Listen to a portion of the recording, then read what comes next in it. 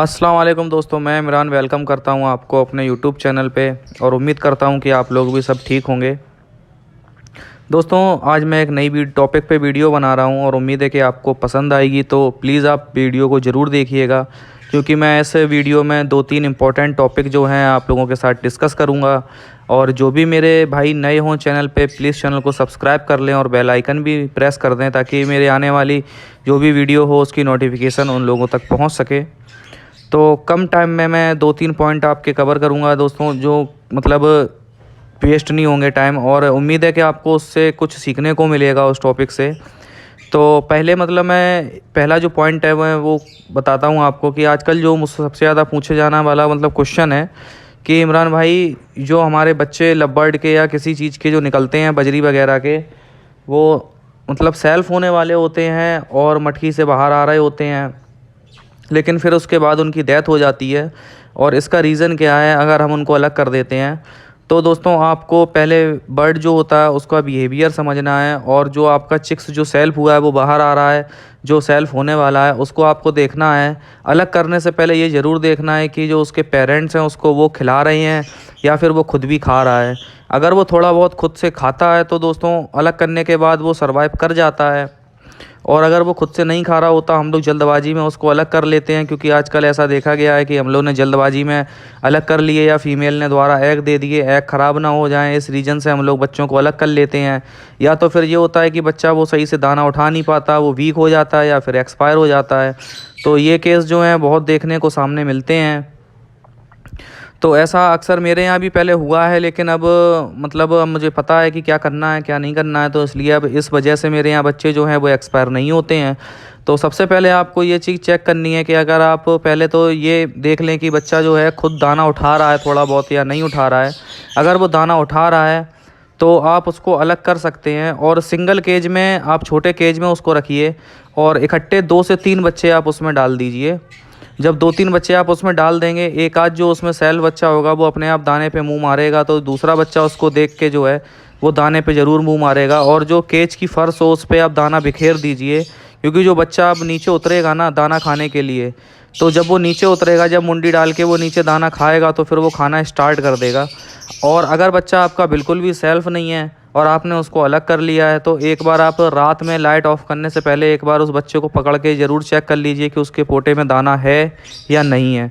अगर आपने ये चीज़ नहीं की तो हो सकता है कि रात में जो बच्चा हो वो एक्सपायर हो जाए आपका। और मतलब इतनी मेहनत जो हम लोग करते हैं कि 2-2.5 महीने बच्चे को तैयार करते हैं, प्रॉपर डाइट देते हैं उसको, तो बड़ा बुरा लगता है कि बच्चा इतने बड़ा होने के बाद जब एक्सपायर हो जाता है तो बहुत बुरा लगता है। तो यही मतलब सबसे ज़्यादा अभी क्वेश्चन पूछा जाने वाला था। और दूसरा ये कि सब भाई पूछते हैं कि इमरान भाई आप ब्रीडिंग फार्मूला बताइए, ब्रीडिंग फार्मूला क्या होता है? तो भाइयों, मैं आपको एक चीज़ डिस्कस कर दूं कि क्लियर भी कर रहा हूँ ये कि भाई ब्रीडिंग फार्मूला कुछ नहीं होता। आपके बर्ड की जो एज है वो मैच्योर होनी चाहिए, जो एज है वो पूरी होनी चाहिए, बर्ड आपका मैच्योर होना चाहिए। तो वो जब आपको उसको माहौल अच्छा मिलेगा ना दोस्तों, तो वो ज़रूर ब्रीड करेगा। ये मैंने अक्सर देखा है, क्योंकि मेरे यहाँ भी कुछ पेयर हैं जिन्होंने ब्रीड नहीं की, मुझे पता है कि उनकी एज कम है। और अभी मैं आपको एक पेयर के एग दिखाऊंगा। उस फीमेल की एज मेरे यहाँ अभी समथिंग ऐसी हो रही होगी, 6 से 6.5 या 7 महीने का होगा वो। और उसने मेरे यहाँ पे एग लेइंग करी है और माशाल्लाह से उसके सारे एग जो हैं वो फर्टाइल हैं। तो ऐसा हो जाता है अक्सर दोस्तों कि आपके जो बर्ड होते हैं वो सभी ब्रीड नहीं करते 9-8 महीने या 7 महीने में। हो सकता है कि वो 1 साल के आने के बाद ब्रीड करें और आप जल्दबाजी में उस पेयर को बेच देंगे, और बेचने के बाद जो अगला बंदा जो पेयर लेगा आपका महीने 2 महीने रखने के बाद उसके यहाँ पे ब्रीड आ जाएगी। तो ऐसा दोस्तों आप बिल्कुल ना करें। आप उस पे पेयर को सेट होने का थोड़ा टाइम दें, क्योंकि पेयर सेट होने में जो लव बर्ड होता है बहुत शर्मीला बर्ड होता है। तो एक बार जब परिंदा आपका सेट हो जाएगा तो इंशाल्लाह ब्रीड भी बहुत अच्छी देगा आपको, ये मुझे पक्का पता है, क्योंकि मेरे यहाँ भी अक्सर ऐसा हुआ है कि जब तक पेयर सेट नहीं हुआ, भले वो आप ब्रीडर पेयर किसी से भी ले लो दोस्तों, ब्रीडर पेयर लेने का मतलब ये नहीं है कि आप ब्रीडर पेयर ले लोगे और वो ब्रीड कर जाएगा, ऐसा नहीं है। जब तक वो केज में और आप जिस माहौल में रखा हुआ है जब तक वो वहाँ सेट नहीं होगा तब तक वो किसी तरीके से ब्रीड नहीं करेगा। क्योंकि अगर आपको उससे ब्रीड लेनी है तो उसको एक अच्छा टाइम मतलब माहौल देना पड़ेगा। और सबसे पहली बात कि आप उसको डिस्टर्ब बिल्कुल ना करें। पेयर आपका कोई भी हो आप और एक सवाल और मेरे सामने बहुत आता है कि इमरान भाई, हमारे पेयर ने बच्चे निकाले हुए थे, 2-3 बच्चे निकले हुए थे और बच्चे ठीक ठाक थे और उनको मतलब फ़ीड भी अच्छी करा रहे थे उनके पेरेंट्स, लेकिन फिर हमने नेक्स्ट डे सुबह मॉर्निंग में देखा तो बच्चे एक्सपायर हो गए। तो दोस्तों, आपको सबसे बड़ी मैं बात बताता हूँ कि आपको कभी ये नहीं करना है कि आपके यहाँ जब बच्चे निकले हुए हों हाल फ़िलहाल में और पेयर की ख़ास तौर से फ़र्स्ट ब्रीड हो, तो आपको शाम के टाइम जब आप लाइट ऑफ़ करने जाएँ अपने सेटअप की, तो उस टाइम आपको बच्चे चेक बिल्कुल नहीं करने हैं, क्योंकि उस टाइम पे अगर आप बॉक्स चेक करोगे तो जो पेयर होगा आपका वो बाहर निकल जाएगा और उसके बाद आप बच्चे देखोगे तो उसमें समझ में आएगा कि हाँ, बच्चे सारे ठीक हैं और बढ़िया हैं। आप देख के लाइट ऑफ़ करके चले जाओगे। उससे होगा ये कि जो पेयर है आपका वो बाहर ही बना रहेगा, वो बॉक्स के अंदर नहीं जाएगा और रात में टेम्परेचर डाउन होने की वजह से जो बच्चे हैं वो एक्सपायर हो जाएंगे।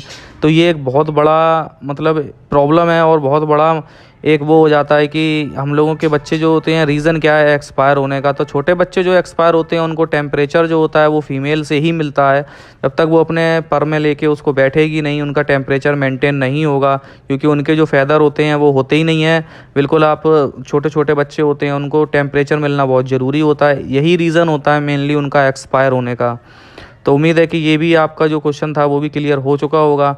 और नेक्स्ट क्वेश्चन ये है कि इमरान भाई, कोई ऐसी चीज़ बताइए जिससे पेयर जल्दी ब्रीड पे आ जाए, या मतलब हमारे जो पेयर हैं वो हमने मेल फीमेल कन्फर्म रखे हुए हैं लेकिन ब्रीड नहीं कर रहे। तो दोस्तों, वो पेयर आपका जो है वो सेट नहीं हो पा रहा होगा, इस वजह से ब्रीड नहीं कर रहा होगा। और दूसरी पॉइंट ये है कि उसकी अभी एज जो है वो मैच्योर नहीं हुआ होगा, अभी एज कंप्लीट नहीं हुई होगी। और दूसरी चीज़ ये है दोस्तों कि आप कोई भी पेयर लें, अगर आप ब्रीडर पेयर कहीं से ले रहे हैं तो ब्रीडर पेयर मैं शुरू से ही बताता हूँ कि आप जानने वालों से किसी से लीजिए और उसके बाद किस माहौल में उनने रखा था, अगर आप वो माहौल उसको देंगे तो वो इंशाल्लाह बहुत जल्दी ब्रीड कर जाएगा आपके यहाँ पे। और रही सीड मिक्स की बात, अगर दोस्तों आप सीड मिक्स दे रहे हैं, जो सीड मिक्स हम लोग नॉर्मल दे रहे हैं, सीड मिक्स से इतना कोई ख़ास फ़र्क नहीं पड़ता है, केवल वो गर्म होती है थोड़ी सीड मिक्स में जो कुछ चीज़ें मिली होती हैं। अगर आपको कुछ चीज़ें वो नहीं मिल पा रही हैं तो उससे इतना ज़्यादा इशू नहीं बनता है।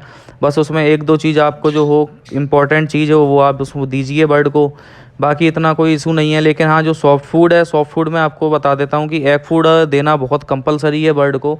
आप 1 दिन का गैप करके आप एग फूड ज़रूर दीजिए बर्ड को अपने, अगर आपको अच्छी ब्रीड चाहिए बर्ड से, क्योंकि एग में बहुत ज़्यादा प्रोटीन होती है और उससे बहुत फ़ायदा होता है। क्योंकि मैं भी अपने बर्ड को 1 दिन का गैप करके एग फूड देता हूँ।